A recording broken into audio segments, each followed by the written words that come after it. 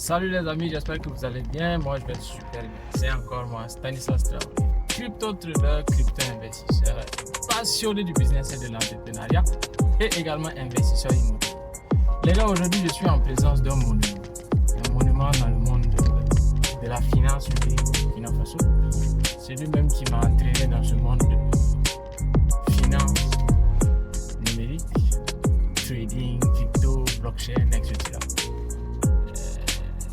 Si vous me connaissez aujourd'hui, c'est grâce à ce monsieur. Je vais le laisser se présenter. Je suis certain qu'il n'est plus à présenter. Vous le connaissez certainement, sans doute. Donc, salut à tous, je suis Quentin Albert Kaba, juriste de formation, crypto trader professionnel et businessman en tout genre. Voilà. d'accord. Donc, présentation étant faite, M. Bikaba, moi j'ai quelques questions à vous poser. D'accord, on va y aller. D'où vous êtes venu cette rage d'évoluer dans ce domaine-là, la finance, le trading et tout ça? Je peux dire si vous pouvez nous expliquer un peu votre petit parcours, voilà, pour qu'on puisse avoir une idée de d'où est-ce que tout ça est venu en fait. Ma foi, mon parcours, je le réserve pour un livre que je vais bientôt écrire. Ah, ou je n'étais même pas au courant de ça. Ou du moins qui va bientôt paraître. Alors, pour la petite histoire, ce qu'on peut dire très rapidement de façon ramassée, c'est que mon envie d'entreprendre et de gagner de l'argent est un ensemble de, on va dire, de sentiments. Certains refoulés, certains vécus, d'autres encore qu'on ne souhaiterait pas. Pour reprendre ici Robert Kiyosaki, c'est un ensemble de je veux et de je ne veux pas. Voilà. Par exemple, je ne veux pas vivre la pauvreté. Je ne veux pas parce que la pauvreté est la pire forme de maladie qui soit. C'est celle-là qui empêche l'être humain de s'exprimer en tant que créature dans le divin. C'est aussi, disons-le comme ça, je veux vivre pleinement pour exprimer ce pourquoi je suis envoyé sur Terre. Parce que je crois que nous sommes tous envoyés sur Terre pour une mission particulière. Donc, je ne veux pas voir mes proches mourir à l'hôpital pour une affaire d'argent, surtout pas.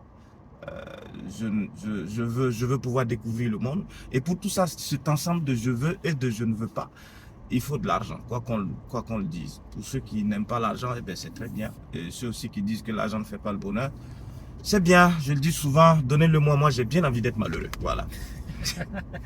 Ça, c'est clair. Alors, que penses-tu je vais dire, de ces domaines, c'est-à-dire la bourse, le trading, la crypto? Tu penses quoi de tous ces domaines en fait au Burkina Faso? Est-ce que notre pays en a besoin? Est-ce que notre jeunesse doit s'approprier, voilà, ces opportunités, ou est-ce qu'il faut, voilà, les laisser aller, ou du moins laisser ça à ces pays qui sont soi-disant développés et tout ça quoi? Qu'est-ce que tu penses de cela? Alors, il faut dire que en fait, s'il fallait laisser la question des cryptos ou de la bourse ou le domaine financier aux pays développés, ça revient expressément à dire que nous n'avons pas besoin d'argent ici, ce qui est diamétralement opposé à ce que je viens de dire tout à l'heure. Alors, la question est de savoir si nos pays ont besoin d'argent. Et Dieu sait qu'ils ont besoin d'argent. Si cette question est répondue par l'affirmative, il n'y a plus de questions à se poser quant à savoir si nous avons besoin des crypto-monnaies ou pas. Voilà.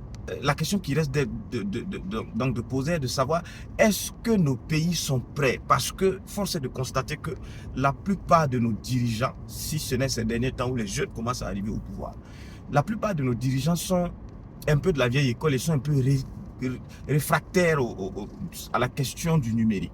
Même Internet, vous allez vous rendre compte que prenez exemple pour un jeune de 30 à 35 ans et regardez simplement vos parents. Voilà, regardez vos géniteurs. Même pour utiliser un téléphone Android, en temps, c'était un problème véritable. Voilà, donc il y a cette peur de l'inconnu qui est là, mais il y a aussi que nous devons absolument embrasser le domaine ou alors nous allons périr. Nous allons payer parce que nous avons laissé passer beaucoup de choses. La révolution industrielle qui nous a échappé, la révolution, quoi, il y a tellement de révolutions, la révolution numérique, je parle d'Internet, que nous avons pris au vol il n'y a pas tellement longtemps. Et là, nous vivons une révolution numérique introduite par une trouvaille exceptionnelle appelée blockchain, qui est en train de révolutionner tous les domaines, y compris ceux de la santé et tout ça. Alors, la crypto-monnaie aujourd'hui est le fleuron, je vais le dire comme ça, de l'intelligentsia de la nouvelle génération. Voilà. Et il faut absolument écouter les jeunes. Écouter, ce n'est pas forcément se laisser dicter ou alors se laisser courir le diktat de la jeunesse sur les décideurs, mais c'est de les écouter afin de pouvoir entendre et comprendre le message qu'ils veulent véhiculer. Ils ont aussi quelque chose à dire. Les pays qui ont compris cela sont bien en avant. Je prends l'exemple de la Chine. La Chine est l'un des pays qui écoute le plus sa jeunesse qualifiée, sa jeunesse dynamique et tout cela. Pour revenir donc à la question fondamentale, il faut dire que si nous ne saisissons pas à bras le corps, notamment dans les plus hautes sphères de l'État central, en Afrique, la question des crypto-monnaies, de la technologie blockchain, la question du numérique en général, eh bien, nous allons encore rater ce tournant, nous allons encore aller vers une dérive certaine. Tout comme l'énergie que nous n'arrivons pas à maîtriser, qui pose problème aujourd'hui dans nos pays, nous allons encore louper cette question de crypto-monnaie qui est pourtant décentralisée pour être connue et utilisée par tout le monde. Voilà. C'est un peu ça. Alors, je voudrais aussi ajouter que nos pays ont été préparés. Et ça, c'est une très bonne chose pour nous. Voilà. Nos pays devraient donc saisir cette opportunité parce que la population a déjà été préparée à la crypto-monnaie, à l'utilisation de la crypto-monnaie. C'est vrai que ce n'est pas de la crypto-monnaie à proprement parler et l'objectif n'était pas de préparer in fine les populations à accueillir les crypto-monnaies et à les utiliser. Mais il y a donc cette numérisation de l'argent qui est arrivée avec le phénomène de Orange Money. Orange Money, enfin les mobile money en général, qui sont venus un peu, on va dire, qui sont venus un peu amorcer donc la numérisation de la monnaie. Alors vous remarquerez que il y a pas si longtemps que ça, les simples boutiquiers, voilà, nos boutiquiers des quartiers, pour le cas du Burkina Faso particulièrement, notamment dans la capitale, il y a quelques années seulement, les boutiquiers n'acceptaient même pas des paiements par Orange Money. Mais aujourd'hui, les vendeurs ambulants, les vendeuses d'Orange ambulants utilisent donc tous et toutes leur téléphone pour recevoir leur argent. C'est plus sécurisé, c'est plus ceci. Et c'est bien, c'est même qualité et même au-delà que donc possèdent les crypto-monnaies. Donc c'est un terreau déjà fertilisé où il faut simplement s'aimer et n'attendre que récolter. Les cryptos sont ancrés profondément dans les usages des Africains, des Burkinabés en général. Aujourd'hui, on paye en Orange Money, on dépense donc en mobile money si vous voulez. Donc c'est déjà, c'est du tout cuit en fait.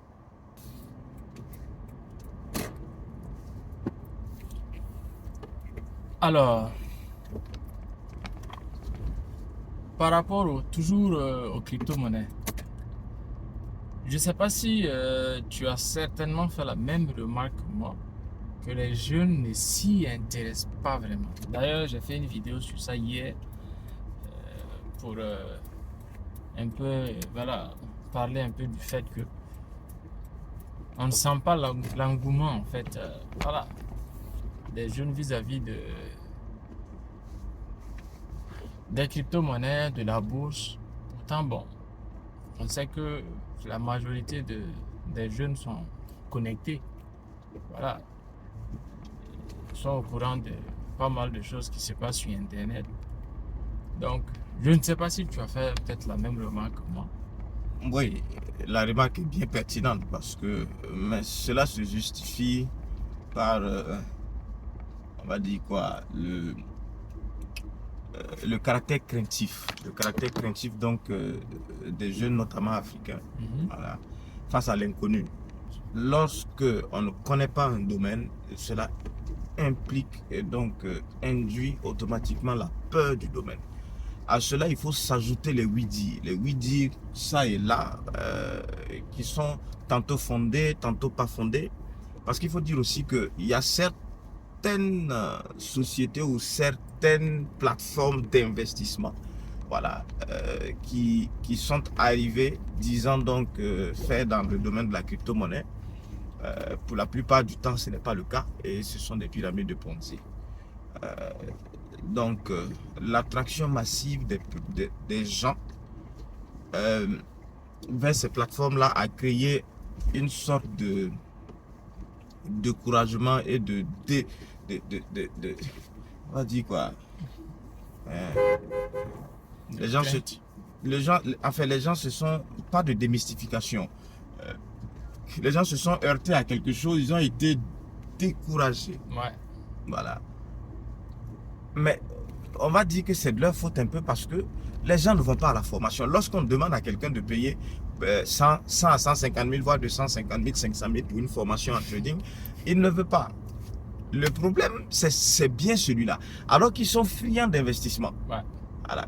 Puisqu'ils ont entendu ça et là, deux personnes disent simplement qu'il fallait investir donc son argent pour que l'argent travaille pour eux. Ils ne prennent pas la peine de se former, de comprendre le système, de comprendre ce dans quoi ils sont en train de mettre leur argent. Et c'est ça, c'est bien ça le problème. Ici, il faut un peu, il y a un problème qui a sa cause, mais qui a la cause de la cause elle-même. Les gens devraient se former avant d'investir dans quoi que ce soit. Quel que soit le domaine dans lequel vous voulez injecter de l'argent, il ne faut pas se lever un beau matin parce qu'on a entendu parler du seuil de rentabilité d'un business ou d'un projet et aller s'y investir sans véritablement une formation adéquate. Il faut absolument toujours investir en soi-même d'abord, c'est-à-dire investir dans la formation avant d'aller vers l'investissement. C'est exactement ce que nous avons fait. Dès qu'on a entendu parler de trading, même du forex, on a commencé par se faire former d'abord pour comprendre le mécanisme. Après cela, bien d'autres formations ont suivi. Mais ce qui est important à dire, c'est que déjà, on connaissait ce que c'est. On savait vers quoi on allait et dans quoi est-ce qu'on investissait nos maigres sous. C'est de ça qu'il s'agit. Alors, les jeunes ne s'y intéressent pas parce que les jeunes trouvent que c'est trop compliqué. L'Africain, en général, a peur de l'inconnu. Alors que l'inconnu devrait inspirer, l'inconnu devrait stimuler l'intelligence, stimuler donc la curiosité. Exactement. À aller pour découvrir de quoi il s'agit. Moi, par exemple, quand j'apprends qu'il y a un nouveau domaine qui est peut-être porteur, je l'explore. Ouais, ça, voilà. C'est ton fort. Donc, le professeur Omotunde Kalala parlait donc de la géothermie, donc qui est l'énergie donc on va puiser sous la croûte terrestre pour donc nous autonomiser d'une certaine façon. Déjà, c'est un domaine que j'ai commencé à... Je ne suis pas technicien, je ne suis pas géologue, je ne suis pas géothermologue, je ne sais pas si ça existe. Voilà.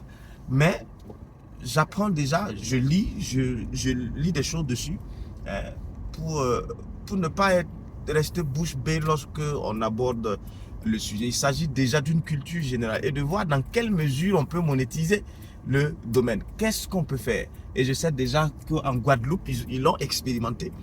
Eh bien, c'est de trouver les moyens de se rendre en Guadeloupe pour aller visiter ce genre de choses et voir comment ils l'ont fait afin de le dupliquer, voire l'améliorer. C'est aussi simple que ça. Et pour cela, je lance d'ailleurs un appel, je dis aux jeunes, lorsque vous entendez parler d'un domaine, si vous entendez seulement une seule personne dire que le domaine est porteur, Ne restez pas couché sur vos lauriers.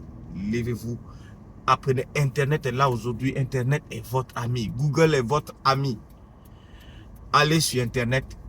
Tapez sur n'importe lequel moteur de recherche. Lisez. Ça aussi, c'est un défaut. Les gens n'aiment pas lire. Voilà. Ouais. Si vous n'aimez pas lire, écoutez au moins des vidéos de gens qui ont déjà lu et qui vous expliquent des choses. C'est très important. Lisez.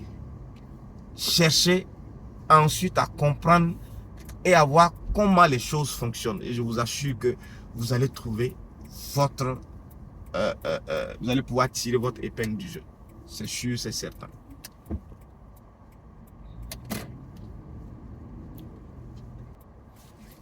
Eh bien, pour finir notre vidéo, je vais demander ton avis par rapport à... Tu vois les crypto-monnaies au Burkina Faso où dans 5 ans? Le truc, c'est que les Burkinabés en particulier, les Africains en général, sont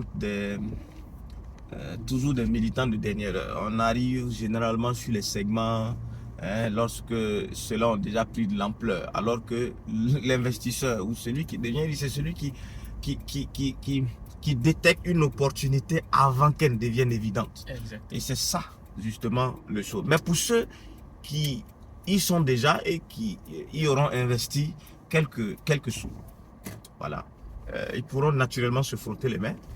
Voilà, parce que quoi que l'on dise, un investissement de 1000 $, soit 650 000 francs CFA, peut se transformer en un investissement, enfin, en un bénéfice de 100 000 à 200 000 $ d'ici là.